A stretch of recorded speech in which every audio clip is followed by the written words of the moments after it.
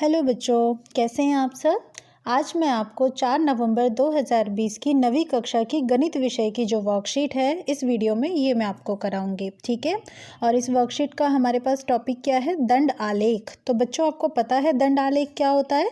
तो दंड आलेख के कॉन्सेप्ट को क्लियर करने के लिए हम यहाँ पर क्या करते हैं, सबसे पहले ये ध्यान करते हैं कि जो आंकड़े हैं हम उनको कैसे इकट्ठा करते हैं। तो हमने जो पिछली वर्कशीट्स है उसमें सीखा था कि हम आंकड़ों के लिए दो प्रकार की सारणी बनाते हैं, एक तो वर्गीकृत बारंबारता बंटन सारणी और दूसरी अवर्गीकृत बारंबारता बंटन सारणी। और आज हम बात करेंगे किसकी, आंकड़ों के आलेखीय निरूपण यानी कि दंड निरूपण की। तो आज इस वीडियो में हम बात करते हैं आलेख निरूपण की, ठीक है। तो बच्चों आप सारणियों से आंकड़ों के निरूपण के बारे में तो जानते ही हैं। आइए हम इन आंकड़ों के आलेखीय निरूपण के बारे में भी सीख लेते हैं। आज अलग अलग मदों की तुलनाओं को आलेखों की सहायता से बहुत अच्छी तरह से दर्शाया जा सकता है। अलग अलग मदों का मतलब हो जाता है कि जैसे मान लीजिए आप एक घर चला रहे हैं, ठीक है, और घर में क्या होते हैं, बहुत सी अलग अलग चीज़ों पे पैसे खर्च होते हैं। जैसे कि शिक्षा पर अलग खर्च होते हैं, कपड़ों पे अलग खर्च होते हैं, घर के जो ज़रूरी सामान होते हैं उन पे अलग अलग खर्च होते हैं। तो ये जो अलग अलग पार्ट हैं हम इनको कहते हैं अलग अलग मद, ठीक है। तो इनकी जो तुलना हम यहाँ पे करते हैं किसकी हेल्प से करेंगे, आलेखों की सहायता से यानी कि ग्राफ की मदद से। तो ग्राफ की जो आपके पास तरीके हैं वो बहुत सारे तरीके हो सकते हैं। उनमें से जो दंड आलेख है, दंड आलेख जो है आंकड़ों के आलेखीय निरूपण के विभिन्न तरीकों में से एक है। अब ये कैसा होता है, ये होता है आपके पास चित्रीय निरूपण, यानी कि आप एक चित्र के सहायता से इसे बनाते हैं। और इसके लिए आप क्या करते हैं, एक अक्ष लेते हैं, मान लीजिए जैसे कि एक्स अक्ष, ठीक है। एक्स अक्ष पर किसी भी चर राशि को प्रकट करने के लिए हम क्या करते हैं, समान चौड़ाई के दंड खींचते हैं, समान चौड़ाई के दंड खींचते हैं। इस बात पर आप ध्यान कीजिएगा, ठीक है। और ये जो समान चौड़ाई के दंड होते हैं ये कैसे खींचते हैं, जैसे कि मान लीजिए आपने अक्ष ले लिए हैं, ये वाला हमने ले लिया है एक्स अक्ष, ठीक है। तो हम यहाँ पर चर राशि के लिए जो हम खींचेंगे वो कैसे खींचेंगे, जैसे ये देखिए, ये आपके पास ये क्या है, इसको हम यहाँ पर बोलेंगे दंड बोलेंगे। और इसकी जो चौड़ाई होगी वही दूसरे की भी होगी। कैसे, जैसे मान लीजिए ये आपने दूसरे के लिए बनाया, ठीक है। तो इन सब की चौड़ाई कैसी है, समान है। तो ये समान चौड़ाई के आपके पास दंड है, यानी कि बार यानी कि स्तंभ है, जिनके बीच में हम क्या करते हैं, बराबर दूरियां छोड़ते हैं। जैसे यहाँ से लेकर यहाँ तक की जो दूरी हम छोड़ रहे हैं, या फिर यहाँ से लेकर यहाँ तक की जो दूरी छोड़ रहे हैं, ये कैसी छोड़ते हैं, हम बिल्कुल बराबर छोड़ते हैं। और जो चर के मान है वो दूसरे अक्ष यानी कि वाई अक्ष पर हम दिखाते हैं। जो भी हमारे मान होंगे वो हम इस अक्ष पर दिखाएंगे। और दंडों की जो हमारी ऊंचाइयाँ होती हैं, जैसे अब देख लीजिए कि यहाँ पर मैंने आपको 3 तरह के दंड दिखाए हैं। एक तो आपके पास ये वाला दंड है, एक ये वाला दंड है और एक ये दंड है। तो इन तीनों की जो ऊंचाई है वो कैसी है, अलग अलग है। अब अलग अलग क्यों है, तो इनकी जो ऊंचाई है वो जो भी आपके पास चर राशि होती है, जो भी आपके पास संख्या होती है उसके मान पर निर्भर करती है, ठीक है। तो हम एक दंड आलेख को देखकर आंकड़ों से संबंधित प्रश्नों के उत्तर आसानी से दे सकते हैं। और आंकड़ों को एक दंड आलेख के रूप में प्रदर्शित करने के लिए हमारे कुछ विभिन्न चरण होते हैं। चरण यानी कि कुछ स्टेप होते हैं। आइए हम इस उदाहरण की सहायता से, जो भी हमारे पास एक उदाहरण यहाँ दिया हुआ है उसकी सहायता से इन सबको अच्छे से समझते हैं। तो उदाहरण 1, दी गई सारणी किसी परिवार की विभिन्न मदों में होने वाले मासिक व्यय को निरूपित करती है। देखिए बच्चों, यहाँ पर आपके पास एक सारणी आपको दी हुई है। यहाँ पर देखिए ये वाली आपकी सारणी है, ठीक है। ये आपके पास क्या है, मद है। और इस मद पर आपके मासिक व्यय यानी कि एक महीने में जो खर्चा होता है रुपए में, वो यहाँ पर दिखाया गया है। इन आंकड़ों को एक दंड आलेख के द्वारा प्रदर्शित कीजिए, ठीक है। और आप क्या करेंगे, तो सबसे पहले तो देखेंगे कि मकान का किराया इसका कितने रुपए जा रहा है, 3000 रुपये। भोजन पर कितना खर्चा हो रहा है, 3400 रुपये। शिक्षा पर 800 रुपये, बिजली पे 400, परिवहन पे 600 और विविध यानी कि अन्य जो खर्चे हैं, छोटे मोटे जो खर्चे हैं वो कितने हैं, 1200 रुपये में। तो इसका तरीका क्या है, तो इसके लिए हम यहाँ पे क्या करते हैं, सबसे पहले पहला स्टेप हम जो लेते हैं उसके अनुसार हम परस्पर 2 लंब रेखाएं खींचते हैं, एक ऊर्ध्वाधर और एक क्षैतिज। तो देखिए आपने एक तो ये वाली रेखा यहाँ पे खींची है, जैसे ये देखो, एक तो ये वाली रेखा है, ये होगी आपके पास क्षैतिज रेखा। और जो आपने ऐसे ऊपर की ओर से जो रेखा खींची हुई है ये हमारे पास कौन सी है, ऊर्ध्वाधर रेखा है। फिर उसके बाद हम क्या करते हैं, क्षैतिज रेखा के अनुदिश तो हम मद अंकित करते हैं। मद हमारे पास ये वाले हैं, तो हमने ये क्षैतिज रेखा के अनुदिश हमने लिख दिए। जैसे ये मकान किराया लिख दिया बीच में, ये भोजन का, फिर उसके बाद हमने शिक्षा, फिर बिजली, फिर परिवहन और फिर विविध, यहाँ तो हमने मद लिख दिए। और जो ऊर्ध्वाधर रेखा है उसके अनुदिश हम क्या करते हैं, संगत खर्चे। खर्चे देखो हमारे पास कैसे हैं, कोई जैसे 3000, 3400, 800, मतलब बराबर एक तरीके से नहीं है। तो इसके लिए हम क्या करते हैं, सबसे पहले हम ये देखते हैं कि सबसे जो छोटा खर्चा है वो कितने रुपए का है, 400 रुपये का है। और फिर उसके बाद सबसे बड़ा खर्चा हमारे पास कितने रुपए का है, 3400 रुपये का है। तो हम अपनी शुरुआत ना जो है 400 से भी कर सकते हैं, लेकिन जब हम अपनी शुरुआत 400 से अगर करेंगे तो हम देखते हैं कि हम गैप रखते हैं हर एक खर्चे के बीच में। यहाँ पे जो हमें ऊर्ध्वाधर अक्ष में लिखना है हम गैप करते हैं। अगर हम 400 से लेंगे तो हम 400 के बाद जैसे 400 और उसके बाद कितना हो जाता है 800, फिर 1200, ऐसे भी ले सकते हैं। लेकिन अगर हमें मान लीजिए बीच में 600 दिखाना है तो हम कैसे दिखाएंगे, इसका मतलब हम 400 का गैप नहीं रखेंगे, हम कितने का गैप रखेंगे, 200 का गैप रखेंगे। तो इसलिए हम क्या करते हैं, ये हमारे ऊपर डिपेंड करता है कि हम कैसा पैमाना लेते हैं, हमारी जो मर्जी है हम वो ले सकते हैं। बस इस तरीके से लेना चाहिए कि जिससे हमें आसानी रहे सवाल को करने में। तो हम यहाँ पर 200 का पैमाना लेते हैं, तो इसके लिए हम मान लेते हैं कि 1 इकाई लंबाई वो हमारे पास कितनी है, 200 है। आप बेटा ग्राफ देखते हो ना, ग्राफ में आपके पास कैसा होता है, जैसे इस प्रकार आपके पास अगर कोई ग्राफ होता है तो उसमें आपके पास ये छोटे छोटे से ऐसे बॉक्स बने हुए होते हैं, इस तरीके से बने होते हैं ना। तो ये जो आपका एक बॉक्स होता है इसकी जो लंबाई है वो हम यहाँ पर कितनी लेकर चल रहे हैं, यहाँ पे 200 रुपये हमने मान ली। तो आप पहले पे लिख दीजिए 200 रुपये, फिर इसके बाद दूसरे नंबर पर आप लिख दीजिए क्या, 400, क्योंकि हर बार आपने 200 200 का अंतर करना है। तीसरे पे लिख दीजिए 600, चौथे पे 800। तो ये देखिए 200, 400, 600, 800, 1000, 1200, 1400, 1600, 1800, 2000, ऐसे करते करते कहाँ तक ले लिया है हमने, 3600 तक ले लिया है। ठीक है, आपका जो यहाँ पे खर्चा मैक्सिमम 3400 है, तो हमने 3400 के बाद एक ज़्यादा और कर दिया यानी कि 3600। उसके बाद अब यहाँ पर देखते हैं कि कैसे हम यहाँ पे अब अपने दंड आलेख बनाएं। जो भी हम पैमाना लेते हैं हम उसको यहाँ पे साइड में लिख देते हैं, और ये ज़रूर लिखिएगा। अगर आपका जो क्वेश्चन है वो 3 नंबर का आता है ना, तो कम से कम आपका जो पैमाना है यही आपको आधा नंबर तो पक्का दिला देता है।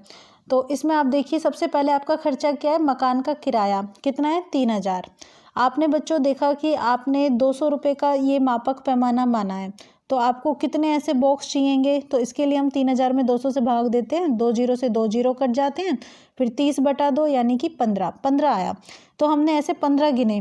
तो 15 कैसे गिने, देखो चलो गिन के देखो। 15 आप यहाँ पे, ये आपके पास पहला है, ये दूसरा, तीसरा, फिर ये चौथा, पाँचवा, छठा, सातवां, आठवां, नवा, 10वां, 11वां, 12वां, फिर ये 13वां, 14वां, ये 15वां। और ये देखो 15 पे हमने बिल्कुल 15 के सामने ऐसे ये ले लिया है। और यहाँ पर हमने जो ये जो बॉक्स होता है इतनी ही लंबाई ऊंचाई मानकर हमने यहाँ पे लंबाई लेकर इस 15 तक की इकाई तक की ऊंचाई का हमने क्या ले लिया है, एक दंड बना दिया है। ठीक है, अब हम ऐसे लेते हैं अगला भोजन के लिए। भोजन के लिए 3400/200 यानी कि 2 जीरो से 2 जीरो कट गई हैं, 34/2 17 आया।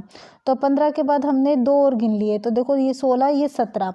अब आपने ये 17 देखा तो ये 17 आपका यहाँ पे आ गया है और आपने इसका बॉक्स बना दिया है। तो हर बार हमें ऐसे ही बॉक्स बनाना है। अगली बार देखो 200 के में आप भाग दोगे, 200 से आप भाग दोगे 800 में, तो आपके पास क्या आएगा, 4। तो आपने यहाँ पे 4 गिना और ये 4 के अनुसार आपने बनाया। फिर उसके बाद क्या है, बिजली पे कितना है, 400 है, तो 200 दूनी 400 यानी कि दूसरा हिस्सा हो गया। फिर परिवहन के लिए 600 है, तो आपने 200 से भाग दिया तो कितना आया, 3 आया। और उसके बाद विविध पे आपने दिया तो कितना आया, ये 6 आया। तो इस तरीके से जो हम कैलकुलेशन है वो करते हैं। तो इस दंड आलेख को देखकर हम आसानी से बता सकते हैं कि भोजन पर सबसे अधिक और बिजली पर सबसे कम व्यय किया गया। क्यों, क्योंकि ये देखो बच्चा, ये जो भोजन वाला आपके पास है दंड आलेख, ठीक है, इस दंड आलेख में आप ध्यान से देखिए, ये जो भोजन वाला हमारे पास हिस्सा है ये कैसा है, सबसे ज़्यादा है। ठीक है, और जो आपका सबसे छोटा खर्चा है वो किसका है, बिजली का। तो आपने देखा कि भोजन पर तो सबसे अधिक खर्चा किया गया है और बिजली पर सबसे कम खर्चा किया गया है। तो अब आपके पास यहाँ पर 2 प्रश्न दिए हुए हैं, आपको एक एक करके इनको सॉल्व कर लेना है। तो चलिए हम इनको सॉल्व करते हैं। तो फर्स्ट क्वेश्चन है हमारे पास कि एक राज्य के विधानसभा के चुनाव में विभिन्न राजनीतिक पार्टियों के द्वारा जीती गई सीटों के परिणाम नीचे दिए गए हैं। देखिए पहले में है राजनीतिक पार्टी, जो यानी कि ये मध्य की जगह पे हैं, और दूसरे में क्या है, जीती गई सीटें। आपके पास राजनीतिक पार्टी कौन कौन सी है, ए, फिर बी, सी, डी, ई और फिर एफ। और जीती गई सीटें 75, फिर 55, फिर 37, फिर 29, फिर 10 और फिर 37। अब हमें क्या करना है, मतदान के परिणामों को निरूपित करने वाला एक दंड आलेख खींचना है। ठीक है, आपको एक दंड आलेख खींचना है जो आपके मतदान के परिणामों को बताए। तो आप कैसे करेंगे, तो सबसे पहले हम एक क्षैतिज अक्ष खींचेंगे और एक ऊर्ध्वाधर अक्ष खींचेंगे। तो चलिए खींचिए। ये आपका हो चुका है ऊर्ध्वाधर अक्ष, और अब आपने ये एक और ले लिया है, ये हमारे पास कैसा हो गया है, क्षैतिज अक्ष हो गया है। ठीक है, आपके पास ये 2 अक्ष तो हो चुके हैं। अब आप इनको नाम दे देंगे। आपने इस अक्ष को नाम दिया क्या, एक्स अक्ष, और इस अक्ष को आपने नाम दिया वाई। इस तरफ हम क्या लिख रहे हैं, मध्य लिखेंगे, और इस तरफ हम क्या लिखेंगे, जो भी हमारे पास मध्य है वो क्या है, वो है हमारे पास राजनीतिक पार्टी। तो यहाँ पर यानी कि हम यहाँ पर पार्टी जो है ना उनके नाम लिखेंगे। कौन कौन से नाम है, तो हम यहाँ पर ले लेते हैं, ये पार्टी है हमारे पास ए पार्टी, फिर उसके बाद ये वाली जो पार्टी होगी ये बी पार्टी, फिर उसके बाद ये होगी सी पार्टी, फिर ये होगी डी पार्टी, फिर नेक्स्ट आपके पास है ई और फिर एफ। और आपके पास जीती गई सीटें हैं। अब यहाँ पे देखो ये 75, ये 55, ये 37, 29, 10 और 37। तो यहाँ पे कोई एक प्रॉपर एक आपके पास डिस्ट्रीब्यूशन नहीं है। तो हम इसको क्या करते हैं, एक काम करते हैं, 5 का हम यहाँ पे अंदाज़ा ले लेते हैं। ठीक है, तो 5 से आप यहाँ पर लिखना स्टार्ट कर दीजिए। तो जब आप 5 से लिखेंगे तो ये आपके पास होगा 5 पहला कॉलम, फिर होगा आपके पास दूसरा कॉलम 10, फिर तीसरा कॉलम 15, फिर उसके बाद 20, 20 के बाद आप लेंगे 25, 25 के बाद आप लेंगे 30, फिर आप लेंगे 35,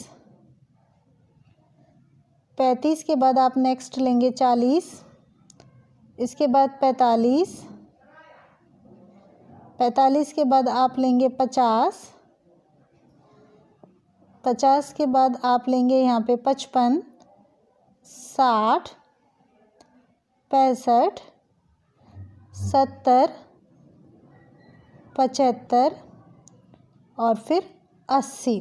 तो इस प्रकार से हम इनको लेंगे। ठीक है, तो चलिए अब हम अपना दंड आलेख जो है वो बनाना स्टार्ट करते हैं।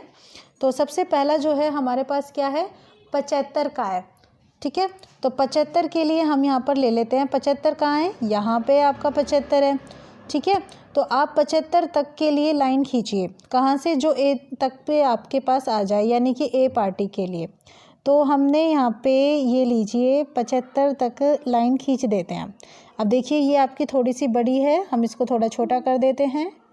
ये देखिए ये आपके पास 75 तक आ गई है।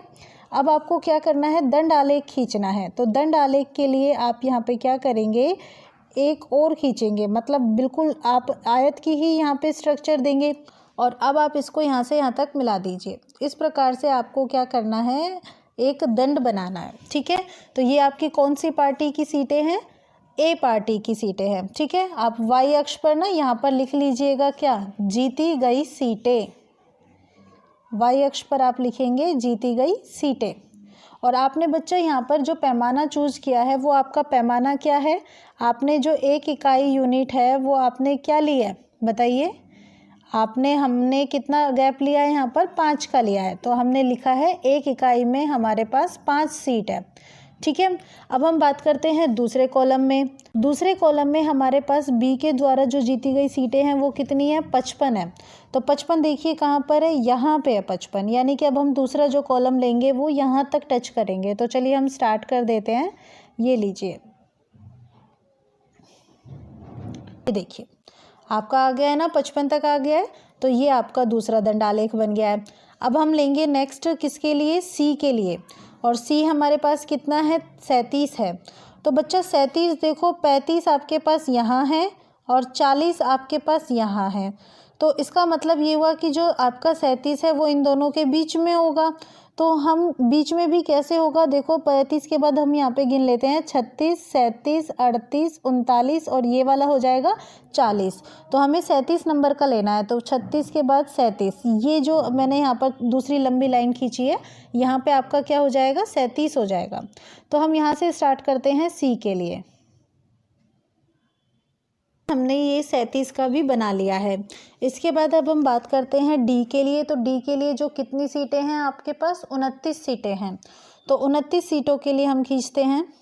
29 सीटें हमारे पास कहाँ पे होंगी, 30 के बिल्कुल नीचे वाला जो हिस्सा होगा वो आपका 29 होगा। तो यहाँ पे ना ऐसे डॉट डॉट करके देख लीजिए आप, जो है आपके पास अगर आप देखेंगे तो ग्राफ में भी आ जाएगा।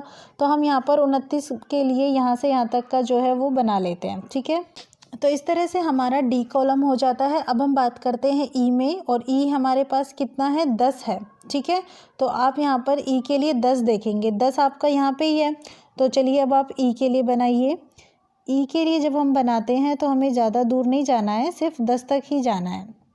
ई के बाद अब हमारे पास है एफ़, और एफ़ कितना है, 37 है। तो अब चलिए हम 37 तो हमने यहाँ पे भी बनाया भी था, ये वाला कौन सा वाला है, सी वाला। तो हम सी के जितनी जो ऊंचाई है उसका बना देते हैं, ठीक है। तो इस प्रकार हमारा जो दंड आलेख है वो पूरा बन जाता है। तो बच्चों आपको समझ में आ गया, मैं उम्मीद करती हूँ आपको बहुत अच्छे से समझ में आया होगा। अब आपसे यहाँ पे क्या कहा है कि कक्षा में चर्चा कीजिए कि आप इस आलेख में से कौन कौन से निष्कर्ष निकाल सकते हैं। तो देखिए आप यहाँ पर देखो, क्या आप बता सकते हो कि कौन सी जो आपके पास राजनीतिक पार्टी है जिसने सबसे ज़्यादा सीटें जीती हैं। आपको इस दंड आलेख से दिख रहा है कि ये वाली पार्टी आपके पास सबसे ज़्यादा सीटें वाली हैं, और ये कौन सी है आपके पास, ए, इसने आपकी अधिकतम सीटें जो हैं वो जीती है। और सबसे कम वोट किसको मिले हैं, सबसे कम वोट आपको मिले हैं किसको, ई वाली पार्टी को मिले हैं। तो आप ये बता सकते हैं कि किसको सबसे ज़्यादा वोट मिले हैं, किसको सबसे कम वोट मिले हैं। और इसके अलावा आप और भी बातें बता सकते हैं, जैसे कि आपसे ये पूछा जाए कि कौन सी ऐसी दो राजनीतिक पार्टी हैं जिनके पास बराबर जिनकी सीटें आई हैं। तो बराबर सीटें किस किस की आई हैं, एक तो ये सी की आई है और एक आपके पास किसकी आई है, एफ की आई है। या फिर ये पूछा जाए तो ऐसी पार्टी कौन सी है जिसके सबसे ज़्यादा दूसरे नंबर पर वोट आए हैं, तो वो आपके पास कौन सी हो गई है, बी नंबर की पार्टी हो गई है। तो इस प्रकार जो है हम यहाँ पर बहुत सारे निष्कर्ष जो है वो निकाल सकते हैं। तो अब इस प्रश्न 1 के बाद हमारे पास प्रश्न 2 है, हम उसकी सहायता लेते हैं। देखिए प्रश्न 2 में क्या कॉन्सेप्ट है, इसमें हमारे पास क्या है कि वर्ष 1998 से 2002 के बीच में एक फैक्ट्री के द्वारा निर्मित साइकिलों की संख्या निम्नलिखित सारणी के द्वारा दिखाई गई है। तो बच्चे यहाँ पे आपके पास जो है वो वर्ष की बात की गई है जिसमें आपके पास साइकिलों की संख्या है। आप ना ऐसे एक आप ऊर्ध्वाधर अक्ष खींच लीजिए, ठीक है, और एक आप खींच लीजिए यहाँ पर क्षैतिज अक्ष, और जो क्षैतिज अक्ष है वहाँ पर आप क्या दिखाएंगे, मध्य दिखाएंगे, और मध्य हमारे पास क्या है, वर्ष है। तो इस तरफ हम एक्स अक्ष पे वर्ष दिखा देते हैं और वाई अक्ष पर हम दिखाते हैं यहाँ पे साइकिलों की संख्या।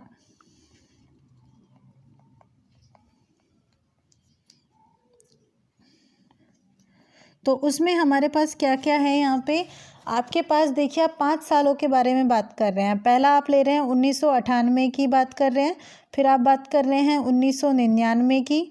1999 के बाद जो अगला है आपके पास वो है 2000, फिर है आपके पास 2001 और फिर है आपके पास 2002। तो आप यहाँ पर इन सब की बात जो है वो करते हैं, ठीक है। तो 1998 में आपके पास क्या है, 75 है, फिर 55 है, फिर 37 है, फिर 29 और फिर 10। तो ये हमारे पास बिल्कुल ऐसे कुछ आपके पास यहाँ पे आंकड़े दिए हैं जैसे हमें पहले क्वेश्चन में दिए हुए थे। तो हम वही पैमाना जो है वो यहाँ पर भी ले लेते हैं, क्या कि आपके पास जो एक इकाई है उसकी जो लंबाई है वो हम यहाँ पर कितनी लेकर चले, हम लेकर चल लेते हैं 5 साइकिल, ठीक है। अगर आप 5 साइकिल लोगे तो आप कहाँ तक लोगे, 75 तक लोगे। तो ये लीजिए 5, 10, 15, यहाँ पर लिखते हुए जाते हैं साथ साथ में, 5, 10, 15, फिर उसके बाद 20,